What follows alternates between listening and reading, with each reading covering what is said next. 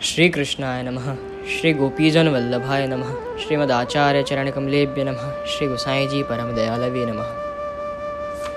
सौंदर्यं निजरदगतं प्रकटितं स्त्रीगूढ़ भावात्मकं पुनरूपञ्च पुनस्तदन्तरगतं प्राविवेशत् स्वप्रिये संश्लिष्टावुभयोर्बभौ रसमयः कृष्णो हि यत्साक्षिकं रूपं तत्तृतीयात्मकं परमभिध्येयं सदा वल्लभम्।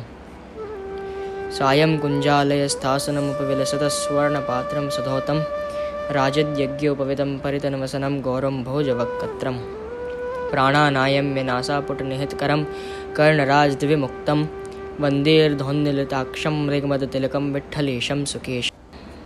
श्री द्वारकाधीश की जय।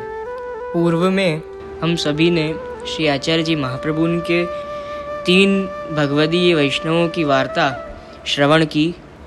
दामोदरदास हरसानी की वार्ता, कृष्णदास मेघन की वार्ता और दामोदरदास संभल वाले की वार्ता। और यदि किसी ने श्रवण ना की हो तो यह चैनल पर जाकर अवश्य श्रवण करें। तो अब यह 3 वैष्णवों की वार्ता का श्रवण करने के बाद हम सब पहुँचे हैं पद्मनाभ दास जी की वार्ता पर। अब पद्मनाभ दास जी की वार्ता का श्रवण करेंगे। मैं जितना हो सके आपको व्रजभाषा का हिंदी अनुवाद करके आप सभी को समझाऊंगा, यदि किसी को समझ ना आए, क्योंकि वार्ता का जो आनंद है वो पुरुषोत्तम भाषा यानी व्रजभाषा में ही है। उसके अतिरिक्त जो श्री गोकुलनाथ जी ने आपने रची है ये वार्ता, वह अपन यदि हिंदी में और कोई दूसरी भाषा में श्रवण करेंगे तो उसका वो रस हम तक नहीं पहुंच पाएगा, और वह जो शुद्ध रसात्मक भाव है उससे हम चूक जाएंगे।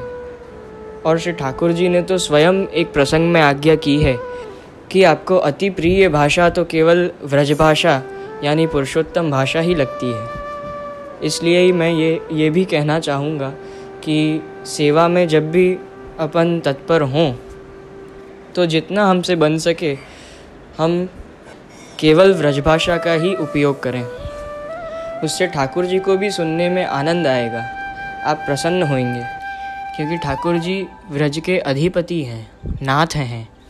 अब हम प्रवेश करें श्री आचार्य जी महाप्रभु के सेवक पद्मनाभ दास जी की वार्ता में। कनौज शहर चतुर्युगी व्यास आज ताईं विद्यमान या खंड में है।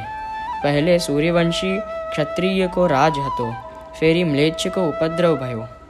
म्लेच्छ यानी जो भी मुसलमान और सब तब जब राज करते थे, लूटते थे राजाओं को, उनका उपद्रव हुआ। पाछे सूर्यवंशी राठौड़ ने पश्चिम में जाए के राज कर्यो। ए कनौज नगर परम पुनीत है। तामे इन भगवदीयन को प्रागट्य भयो, और पद्मनाभ दास जी के पिता बड़े प्रतिष्ठावान हते। श्री भागवत की वृत्ति सो निर्वाह करते। इनके परंपरा व्यास गादी चली आवे है। मूल रूप वंश इनके कनौज में हतो। आज ताईं इनको कुल कनौज में ही विद्यमान है। सब कनौजिया ब्राह्मण में मुख्य पूज्य इनको घर हतो। आसपास के गामन में इनकी आज्ञा में सब चलते। श्री भागवत को इनके इष्ट हतो। अब यहाँ गोकुलनाथ जी आज्ञा कर रहे हैं कि श्री भागवत की वृत्ति सो निर्वाह करते, यानी भागवत जी को बाँचकर भागवत सप्ताहें कर कर वो निर्वाह करते। इनके पूर्वजन परंपरा में ही व्यास गादी चली आ रही है, यानी तब से ये भागवत जी पर ही निर्वाह करते हैं। अब कह रहे हैं आज ताईं इनको कुल कनौज में ही विद्यमान है। सब कनौजिया ब्राह्मण में इनको घर मुख्य हतो। माननीय पंडित शास्त्रीय थे, इसलिए इनके आसपास के गांवों में भी इनकी आज्ञा चलती। भागवत को ये इष्ट मानते। अब एक मंदिर घर में हो, तामे श्रीमद् भागवत की पोथी विराजती। सिंहासन पर 2 वेर श्रीमद् भागवत की आरती उतारते। नैवेद्यादिक को भोग धरते, फूल की माला पहरावते। पहले इनके पिता के संतति नहीं हती, सो मन में दुख बहुत रहतो।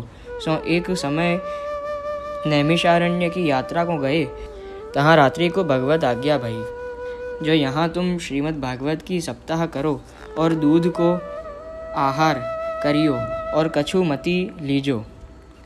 तुम्हारे गृह में हरि भक्त होएगो।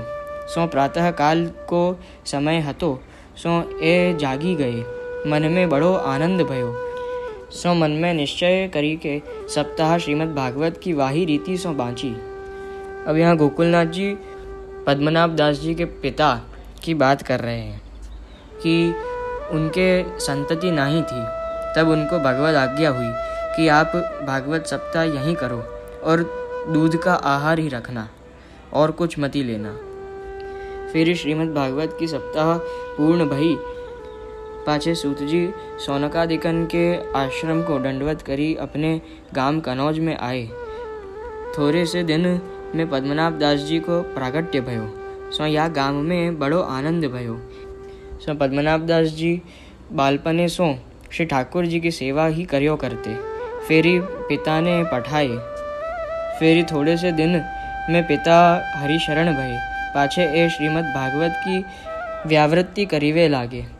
सो पद्मनाभ दास जी के मुख सो हजारन श्रोता श्रीमद् भागवत सुनीवे को आवते। सो राजद्वार में ठोर ठोर उनको महात्म्य फैल्यो। सो श्री पुरुषोत्तम अधिक मास आवतो, या महीना में श्रीमद् भागवत की वृत्ति न करते। सो बिना वृत्ति श्रीमद् भागवत एक महीना भर सबन को सुनावते। सो एक वर्ष तो वैष्णव आए। सो पद्मनाभ दास जी ने सप्ताह दूध आहार करी के करी। सो जा दिन सप्ताह पूर्ण भई, सो ता रात्रि को श्री मथुरा नाथ जी ने सवारे जताई, जो हम दो स्वरूपन सो तुम्हारे गांव में आए हैं। सो इनको नाम श्री वल्लभाचार्य जी महाप्रभु जी है। सो तुम सवारे आई के आपको साष्टांग दंडवत करियो। सो तुम अपने गांव में पधराइयो और आपकी शरण आइयो। सो तुम्हारे माथे में पधारूंगो। सो तुमसो सेवा कराऊंगो। ये श्री ठाकुर जी स्वयं पद्मनाभ दास जी को आज्ञा कर रहे हैं, जो मैं मथुरा मंडल को राजा हूँ, इतनी आज्ञा करी के आप पधारे। सो इनकी आंख खुल गई। ता पाछे इनके मन में चटपटी लागी और श्री महाप्रभु जी ब्रजसों अडेल पधारत हते। सो सब भगवदीयन को समाज संग हतो। सो आपने पहले कृपा करी के जताई। सो ए आपके अनन्य भक्त अंतरंग हैं, ताते आपने निगूढ़ आशय जतायो। सो ए नहाए धोए के जितने उनके संगी हते, ब्राह्मण क्षत्रिय आदि सबन को लेके आपके सामने गए। सो एक कोस पे आपके समाज को दर्शन भयो। फेरी पास जाए के दर्शन करी के रोम रोम पुलकित होए के चरणारविंद में गिर पड़े। शरीर की सुधि रही नहीं। पद्मनाभ दास जी प्रसन्न होए उठे। फेरी श्री आचार्य जी ने चरणारविंद वाके माथे धरे और श्री हस्त सो पकड़ी के ठाड़े किए। पद्मनाभ दास जी के तो नेत्रन में सो आंसू की धारा चले और बोलत हु नाय बने, मुख में सो बोल ना ही निकले। फेरी आपने श्रीहस्त माथे धर्यो, तब कछु कछु चेत भयो। तब विनती कीनी, जो प्रभु आज ही जन्म धारे को फल प्राप्त भयो। तब आपने आज्ञा दीनी, जो आगे गावते बजावते चलो। तब वे सब आपके आगे गावते बजावते पधराए के ले गए। सो आप बाहर बगीचा में बिराजे। तब पद्मनाभ दास जी आपकी सकुटुंब शरण आए और पद्मनाभ दास जी के संग हजारन जीव शरण गए। पाछे पद्मनाभ दास जी ने विनती करी, जो राज मुको कहा आज्ञा है। तब आज्ञा करी, जो श्री ठाकुर जी की सेवा करो। सो इनके माथे जो श्री मथुरा नाथ जी ने आप सो आज्ञा करी हती, सो श्री आचार्य जी ने मथुरा नाथ जी की सेवा पधराई दीनी। फेरी कछुक सेवा आपके करी के रीति भांति बताई। फेरी आप अडेल को विजय किए। फेरी दूसरे बेर दामोदर दास जी को स्वप्न में आज्ञा भई, जो आपने कनौज पधार के शरण लिए। सो श्री द्वारकानाथ जी दामोदर दास जी के माथे पधराए। सो वहाँ आपने निबंध प्रकरण में केवल पद्मनाभ दास जी के लिए आज्ञा करी। सो श्लोक। अथवा सर्वदा शास्त्रम श्रीमद्भागवत मादरात् पठनीयं प्रयत्नेन सर्वहेतु विवर्जितं वृत्त्यर्थं नैव युञ्जित प्राणैः कण्ठगतैरपि तद्भावे यथैव स्यात् तथा निर्वाहमाचरेत्। सो यह श्लोक पढ़े सो पद्मनाभ दास जी ने अंजलि भरी के संकल्प कियो, जो कथा कही के वृत्ति न करूँगो, ऐसे श्री आचार्य जी के आगे संकल्प कियो। तब श्री आचार्य जी कहें, जो श्री भागवत वृत्त्यर्थ न कहनो और तुम्हारी वृत्ति है, तुम ब्राह्मण हो, ताते और महाभारत इत्यादिक तो कहनो। तब पद्मनाभ दास ने कहो, जो महाराज अब तो संकल्प कियो सो तो कियो, ताते कछु न कहनो।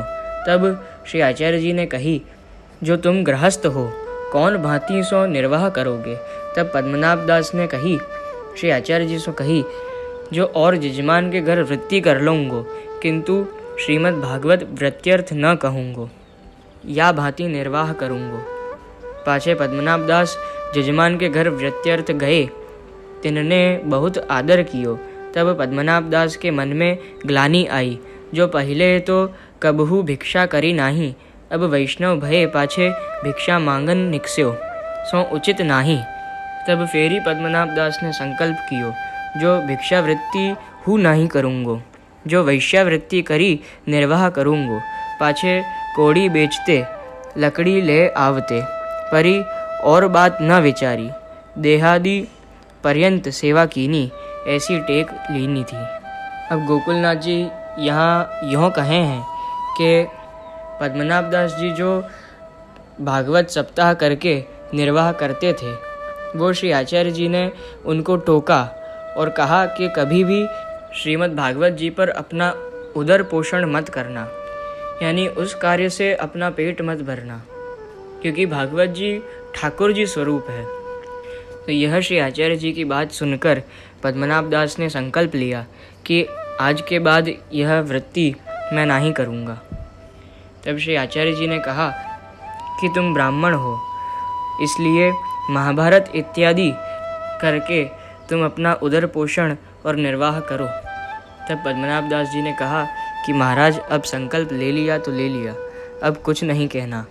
तब श्री आचार्य जी ने पूछा कि तुम निर्वाह कैसे करोगे। तब पद्मनाभ दास ने कहा कि मेरे जो यजमान हैं उनके घर जा जाकर मैं निर्वाह करूँगा और भिक्षावृत्ति करूँगा। तब वह गए। पद्मनाभ दास जी के यजमान ने खूब आदर सम्मान किया, पर फिर उनको मन में ग्लानि हुई कि वैष्णव होके मैं भिक्षावृत्ति कर रहा हूँ। तब फिर ही उनने संकल्प किया कि भिक्षावृत्ति नहीं करूँगा। फिर ही वैश्यवृत्ति करी, निर्वाह किया और आजीवन सेवा की। सो अब इसका भाव प्रकाश श्री हरिराय जी कर रहे हैं।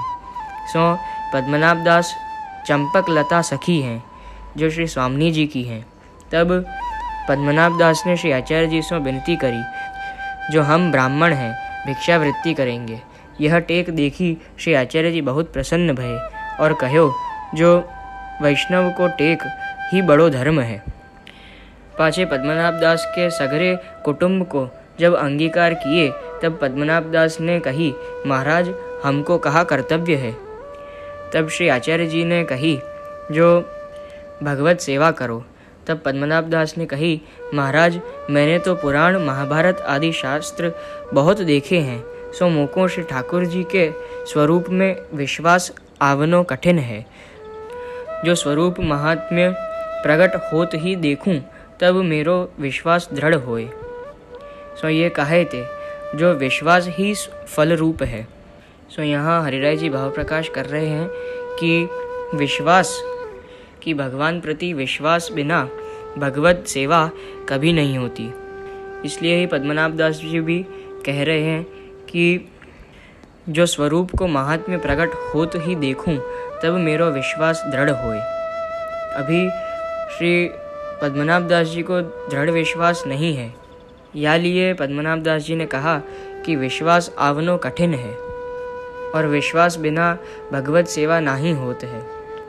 तब श्री आचार्य जी कहें, हमारे संग ब्रज चलो, तुमको महात्म्य दिखावेंगे। तब पद्मनाभ दास ब्रज को चले सो महावन के पास रमन स्थल है। तहाँ श्री यमुना जी के किनारे सामने पार कर्णावल में श्री आचार्य जी बिराजे हते। प्रातः काल को समय है और श्री यमुना जी को करोड़ों टूट्यो। अब यहाँ करोड़ों का अर्थ मुझे जहाँ तक लगता है कि तट हो सकता है कि तट टूटा और वहाँ से तामेते एक भगवत स्वरूप जैसे ताड़ को वृक्ष होए इतने बड़े श्री आचार्य जी के आगे आई के मेरी सेवा करो यों कहन लागे। इतने बड़े स्वरूप आपके आगे पधारे कि जैसे ताड़ का वृक्ष हो। तब श्री आचार्य जी कहें कि महाराज या काल में वैष्णव की सामर्थ्य नहीं जो आपकी सेवा श्रृंगार करे। यानी इतने बड़े स्वरूप की सेवा और श्रृंगार करे वो सामर्थ्य वैष्णवों में नहीं है। सो सेवा करवाए वे को मनोरथ होए तो भक्तन सो पधराए जाए ऐसे गोद में बैठो तब सेवा होई। तब छोटो स्वरूप करी श्री आचार्य जी के चिबुक सो मस्तक श्री ठाकुर जी को लाग्यो इतने छोटे होए गए। सो स्वरूप करी श्री यमुना जी श्री गिरिराज जी सखा सखी गऊ कुंज 84 कोस सगरो स्वरूपात्मक चिन्ह सहित हैं। सो यहाँ श्री आचार्य जी कहे हैं कि अगर आपका मनोरथ हो कि आपके सेवक सेवा करें तो आप इतने छोटे हो जाओ कि गोद में आपको खिला सकें।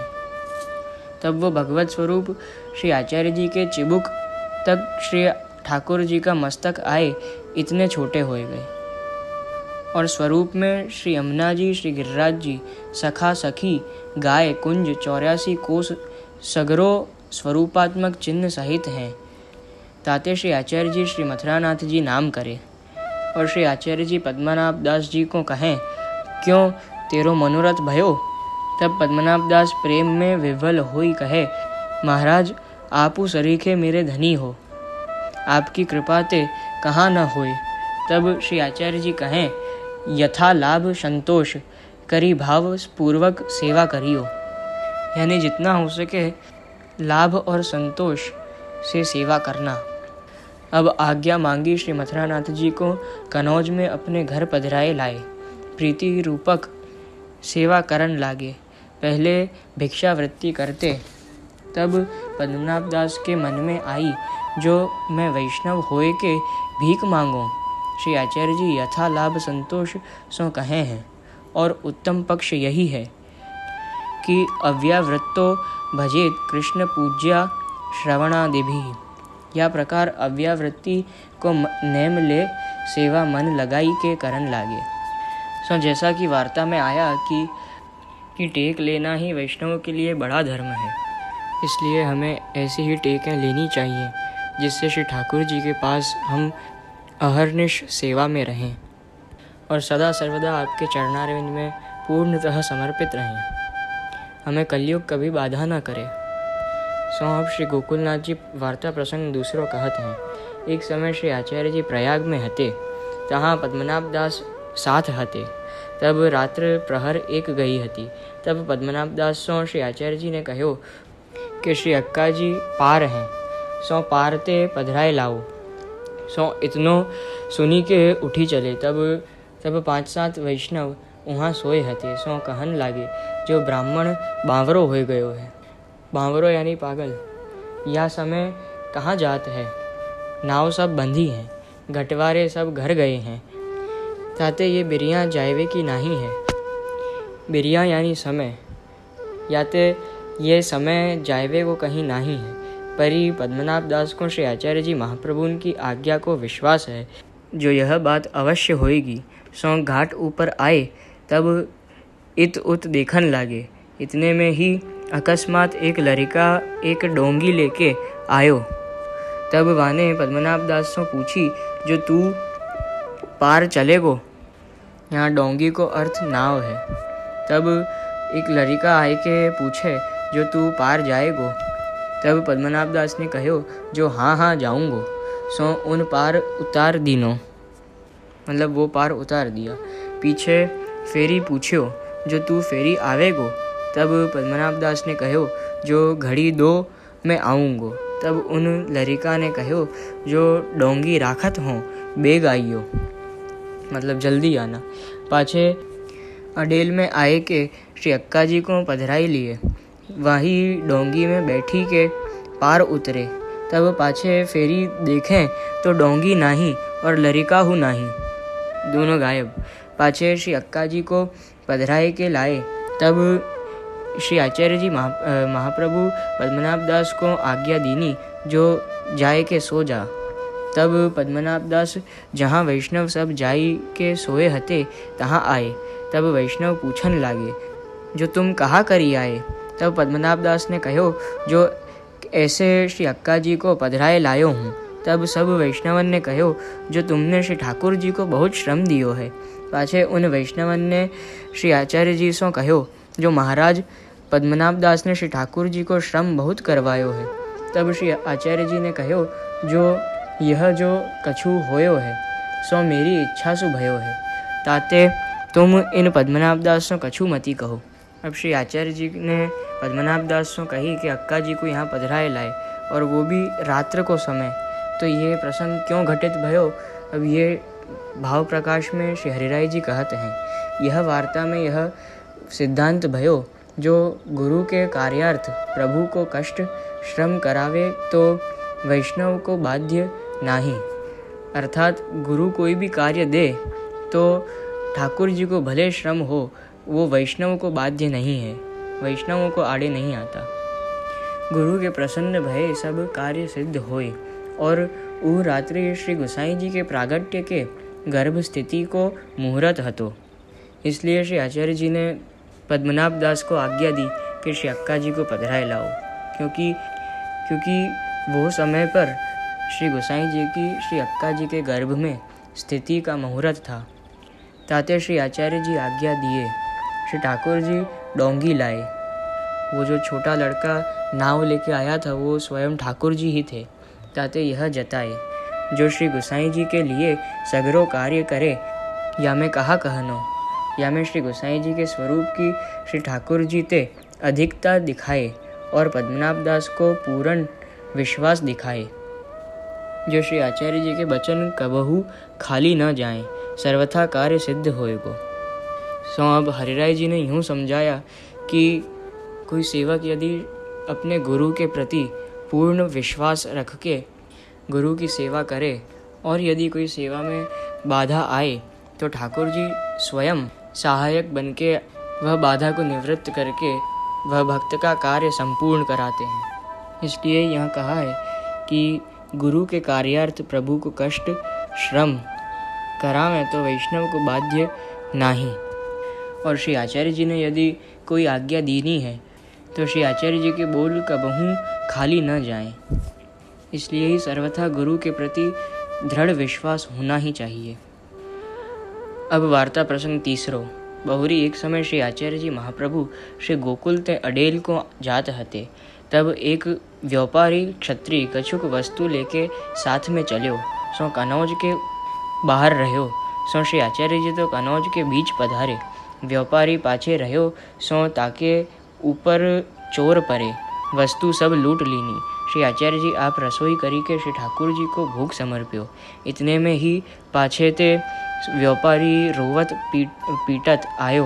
तब पूछी, जो श्री आचार्य जी कहाँ करत हैं? तब पद्मनाभ दास ने कहो, जो भोजन करत हैं। तब व्यापारी ने कहो, जो हमारो माल सगरो लूटी गयो है, और श्री आचार्य जी महाप्रभु आप भोजन करत हैं। तब पद्मनाभ दास ने मन में विचार्यो, जो यह बात श्री आचार्य जी सुनेंगे तो भोजन न करेंगे। ताते मन में विचारी कि आप सुने नाही, ऐसो करनो। तब पद्मनाभ दास वह व्यापारी की बाह पकड़ी के बाहर ले आयो। तब पूछी, जो साँच कहे, तेरो माल कितनो गयो है? तब उन व्यापारी ने बतायो। तब वह व्यापारी की बाह पकड़ी के पद्मनाभ दास एक साह की दुकान पे ले गयो, साहकारी की। तब साह ने पद्मनाभ दास की बहू आगता सागता करी। पाछे वह साह ने कहो, जो आज्ञा करो, कैसे पधारे हो? तब पद्मनाभ दास ने साह सो कहो, जो या व्यापारी को इतनो द्रव्य देनो चाहिए। या द्रव्य को खतपत्र ब्याज हम लिखी देंगे। तब वह शाह ने कही, जो पद्मनाभ दास जी, तुमको जितनो द्रव्य चाहिए इतनो द्रव्य लेओ, खतपत्र की कहा बात है। तब पद्मनाभ दास ने कहो, जो पहले तो खतपत्र लेऊंगो, बिना खतपत्र लिखे तो मैं लेऊंगो नहीं। तब शाह ने कही, जो तुम्हारी इच्छा। पाछे पद्मनाभ दास ने खतपत्र ब्याज लिखी, अपनो धर्म गहने लिखी दीनो। पाछे व्यापारी तो द्रव्य लेके अपने घर गयो। तब पद्मनाभ दास से श्री आचार्य जी ने पूछी, जो तू कहाँ गयो हो। तब पद्मनाभ दास ने कही, जो महाराज एक काम हो तहाँ गयो हूँ। सो श्री आचार्य जी तो आप हु ईश्वर हैं, तत्काल बात को जानी गए। तब पद्मनाभ दास से श्री आचार्य जी ने कहो, जो हमको वह व्यापारी के संग कछु बिसावनो हतो कहा, जो वाको माल देते वह पाछे रहो तो हम कहा करें। परी तेने बुरी करी, जो ऋण काढ़ी के पैसा दीनो। तब पद्मनाभ दास ने कहो, जो महाराज ऋण तो काली देऊंगो। यह कितनी बात है। परी वह व्यापारी पुकार तो राज भोजन घड़ी दोए अवेरो करते। यानी यहाँ कह रहे हैं कि ऋण यानी उधार जो वो निकाला तो इसमें कितनी बात है। पर अगर वो व्यापारी आपको पुकारता तो आप 2 घड़ी पीछे भोजन करते, यानी आपको देर हो जाती, तो मेरो सगरो जन्मारो वृथा हो जातो। तब श्री आचार्य जी ने कहो, जो तेने धर्म गहने लिखी दीनो सो कहा है। तब पद्मनाभ दास ने कहो, जो महाराज ऐसे गाढ़ो लिखे बिना दियो न जाए। पाछे श्री आचार्य जी आप तो अडेल पधारे। पाछे पद्मनाभ दास एक राजा हतो, ताके पास गए। पाछे राजा ने कहो, जो मोको कृपा करी के कथा सुनाओ। तब पद्मनाभ दास ने कहो, जो राजा श्रीमद् भागवत तो न कहूँगो। यहाँ पद्मनाभ दास जी ने वो टेक राखी, कहो तो महाभारत सुनाऊं। तब राजा ने कहो, जो भलो महाभारत ही सुनाओ। तब महाभारत कहन लागे। सो जब युद्ध को प्रसंग आयो, तब सबन के हथियार छुड़ाए धरे। तब आगे कहन लागे। सो कथा में कोऊ ऐसो वीर रस उपज्यो, जो आपस में लात मुक्किन सो लड़न लागे। पाछे कितेक दिन में महाभारत समाप्त भयो। तब राजा बहुत दक्षिणा देर लाग्यो। तब पद्मनाभ दास ने कहो, जो इतनो द्रव्य नहीं लेऊंगो, मेरे माथे ऋण है, सो तितनो लेऊंगो। पाछे वह शाह को जितनो मूल ब्याज देनो हो तो तितनो लीनो, बाकी सब फेरी दियो। सो वे पद्मनाभ दास ऐसे भगवदीय हैं। अब यहाँ श्री हरिराय जी या को भाव प्रकाश करत हैं। सो जब व्यापारी ने कहो, जो हमारो माल सब लूटी गयो है और आप भोजन को पधारे हैं, यह कहो ताको कारण यह आप दयाल है कि जीव दुखी जानी के भोजन कैसे करत हैं। जो दयाल हैं सो परायो दुख दूरी करी के भोजन करत हैं। श्री आचार्य जी ने कही, जो तेने व्यापारी को द्रव्य क्यों दिवायो, ऋण काढ़ी के कछु हम बीमा कियो हतो, पाछे रहो लूटी गयो, ये ते बुरी करी। ताको कारण यह, जो ऋण हत्या माथे लीनी, सो बुरी करी। शरीर को कहा भरोसो है, देही छूटी जाए तो ऋण माथे रहे। सो यहाँ श्री आचार्य जी कह रहे हैं कि पद्मनाभ दास ने व्यापारी को द्रव्य क्यों दिवायो, और वो भी ऋण निकाल के, यानी उधार लेके। आपने क्या उनसे बीमा करवाया था, वो पीछे रहा तो लुट गया। यानी श्री आचार्य जी ने पद्मनाभ दास से कहा कि तूने बुरा किया जो तेने उधार लेके उनको चुकाया। क्योंकि आचार्य जी आज्ञा कर रहे हैं कि देह का कहाँ भरोसा होता है कि आज है और कल नहीं। शरीर तो नश्वर है, और यदि देह छूटी जाए तो वह ऋण माथे रहे। तब पद्मनाभ दास ने कही, या व्यापारी को रुदन सुन, घरी दोए आप भोजन अवेरो करते, मेरो जन्म व्यथा होए जातो। ताको अभिप्राय, सेवक के आगे स्वामी को कछु श्रम होई, सेवक श्रम दूर न करे तो धर्म जाए। और यदि स्वामी को कुछ श्रम होता देख सेवक कुछ न करे तो धिक्कार वह सेवक को, जीवे सो वृथा है। मतलब यदि ऐसा करके वह जीवन बिता रहा हो तो ऐसे जीवन का कोई मतलब नहीं है। तो यहाँ कहें और ऋण की कितेक बात है, अब चुकाए देऊँगो, ताको कारण यह जो काल की कहा सामर्थ्य है, आपकी कृपा ते बाधक न होएगो। और धर्म गहने धर्यो तामे एक भाव यह है, जो अपनो वैदिक ब्राह्मण को धर्म गहने धर्यो होएगो, यह गौण भाव है।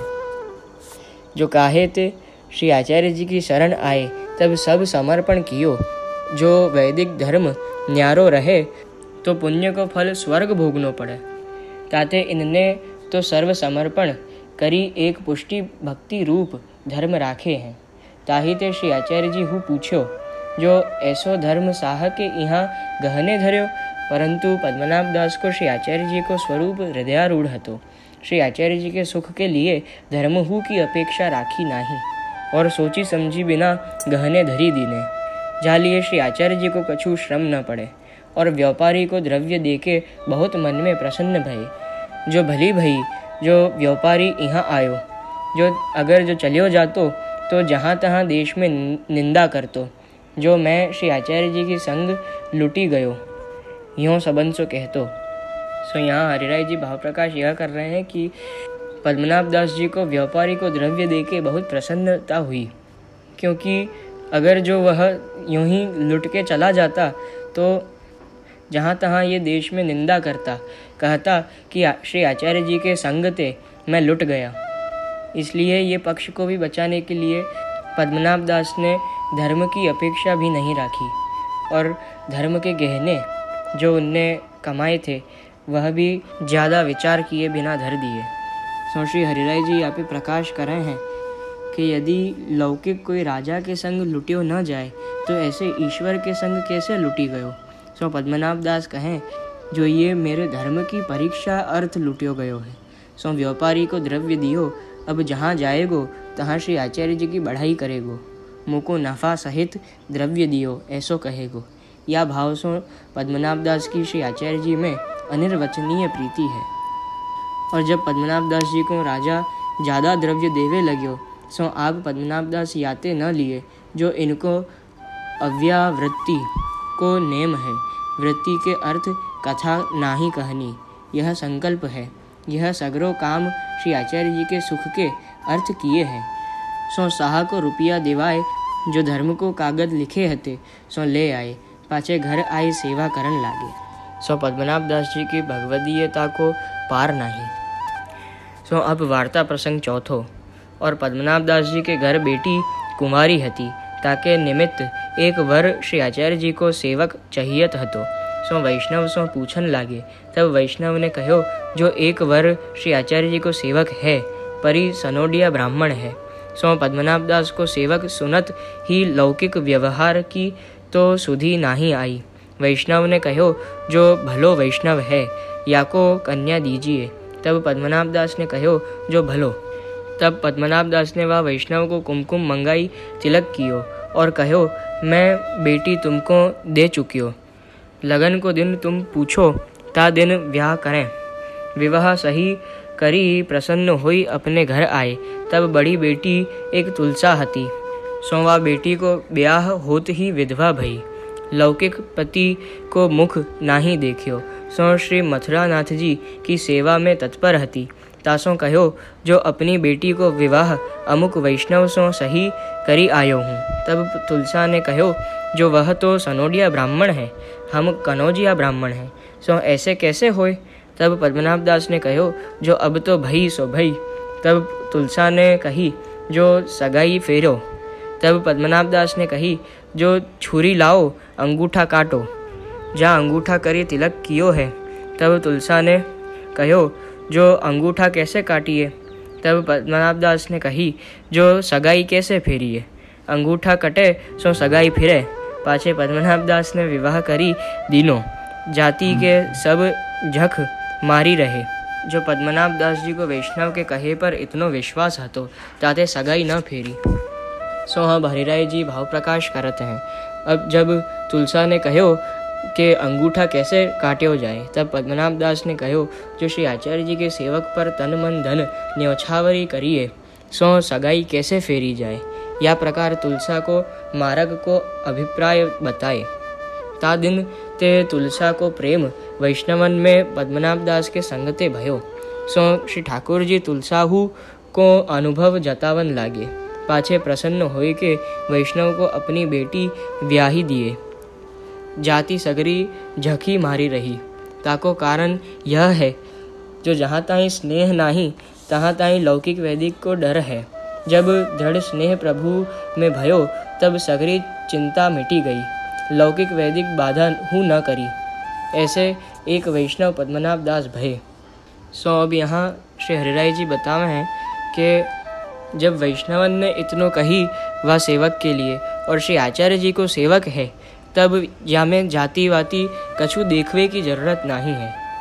बाकी सर्वप्रथम सबसे बड़ी जाति तो वैष्णवता ही है। सो अब वार्ता प्रसंग 5वां। और एक क्षत्राणी पद्मनाभ दास के घर नित्य आवती। तब पद्मनाभ दास की बेटी तुलसा ने एक दिन वासों कहो, जो क्षत्राणी तू नित्य क्यों आवत है। तब वह क्षत्राणी ने कही, जो ए महापुरुष हैं, बड़े भगवदीय हैं, और मेरे संतति नाही होती है, ताते आवत हों। तुम मेरी विनती पद्मनाभ दास जी सो करियो। तब एक दिन तुलसा ने पद्मनाभ दास सो कहो, जो या क्षत्राणी के संतति नाही, ताके लिए तुमसो विनती करत है। तब पद्मनाभ दास ने तुलसा सो कहो, जो जल लाऊ। तब तुलसा ने जल आगे लाई धर्यो। तब वह जल लेके चरणोदक करी वा क्षत्राणी को दियो, और कहो, जो जा तेरे पुत्र होएगो। ताको नाम मथुरा दास धरियो। पाछे वाक्य पुत्र भयो, ताको नाम मथुरा दास धरियो। सो यह वार्ता में गोकुलनाथ जी ने भगवदियों का महात्म्य अधिक बताया है।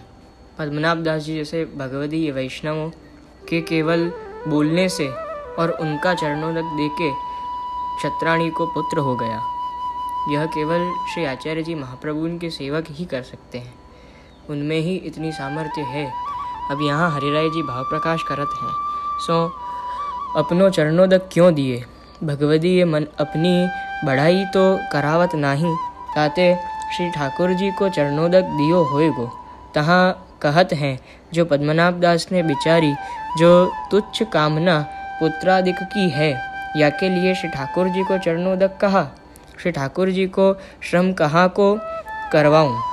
यहाँ हरिराय जी आज्ञा कर रहे हैं कि पद्मनाभ दास ने यों विचारी कि ये क्षत्राणी की कामना तो तुच्छ है, जो पुत्रादिक की है, या के लिए श्री ठाकुर जी को चरणोदक क्यों देवें। इसलिए ठाकुर जी को श्रम देना उससे अच्छा पद्मनाभ दास जी ने अपना चरणोदक देना विचारा। किंतु अपना चरणोदक देके क्या पद्मनाभ दास जी श्री आचार्य जी से बड़ा मानते थे खुद को? नहीं। अब इसका हरिराय जी प्रकाशन करते हैं कि पद्मनाभ दास सदा श्री आचार्य जी के स्वरूप में मगन रहत हते। सो जल ले श्री आचार्य जी के भावते दिए, और इनको कछु कामना की बढ़ाई की अपेक्षा नहीं हती। भगवदीय को आश्रय करें, सो सगरो मनोरथ वाको पूर्ण होय। यह पुत्र की कहा बात है। क्षत्राणी को पुत्र कामना हती, सो पुत्र दिए, परंतु बाधक नहीं, जो अपने किए को अहंकार नहीं। पद्मनाभ दास जी को ता समय जो बुद्धि की प्रेरणा भई, सो भगवद इच्छा ते कार्य करत हैं, अपनों कियो जानत नहीं है। श्री गोसाई जी लिखे हैं, बुद्धि प्रेरक कृष्ण से पाद पद्मम प्रसिद्धतु। जो कार्य होत है, जैसी ताकि बुद्धि प्रेरक होए तैसो करत है, सो कार्य सब कृष्ण ही को जाननो। यहाँ हरिराय जी आज्ञा कर रहे हैं कि जो बुद्धि को प्रेरक कृष्ण ही करत हैं, सो जो भी कार्य तुम करो वह कृष्ण को ही जाननो, कि स्वयं ठाकुर जी ही करवा रहे हैं। और आज्ञा करें कि जो अपनों जाने सोई संसार समुद्र में भ्रमित होए है। ताते पद्मनाभ दास ने अपनो चरणोदक दियो, परंतु यह भाव नहीं, जो मेरे चरणोदक सो पुत्र होएगो। भगवत इच्छा ते सब होत है, यह सिद्धांत दिखाए। द्वारकाधीश की जय। सो पद्मनाभ दास जी की वार्ता तो खूब है, किंतु जैसे गोकुलनाथ जी लिखे हैं कि वार्ता को पार नहीं, ताते इनकी वार्ता कहाँ ताई लिखिए। या सो जो अगर ज़्यादा समय लियो तो सबन को फिर कंटाला भी आवे लगेगो। या लिए पद्मनाभ दास जी की बेटी तुलसा की वार्ता, पद्मनाभ दास जी के बेटा की बहू पार्वती वाकी वार्ता और पद्मनाभ दास जी के नाती पार्वती के बेटा रघुनाथ दास इनकी वार्ता। अब इन वार्तान को आनंद अपन अगले बुधवार को लेंगे, क्योंकि क्या है कि ज़्यादा समय भी हो जावे तो सुनने वाले को भी कंटाला आवे लगे और थक जाए। या लिए जो वार्ताएं हो चुकी हैं वो आप ज़रूर श्रवण करें और आगे भी जो सत्संग हो उसमें सदा आप हमेशा हमारे साथ बने रहें। श्री कृष्णाय नमः। श्री गोपीजन वल्लभाय नमः। श्रीमदाचार्य चरण कमलेभ्यो नमः। श्री गोसाई जी परम दयालवे नमः। द्वारिकाधीश की जय।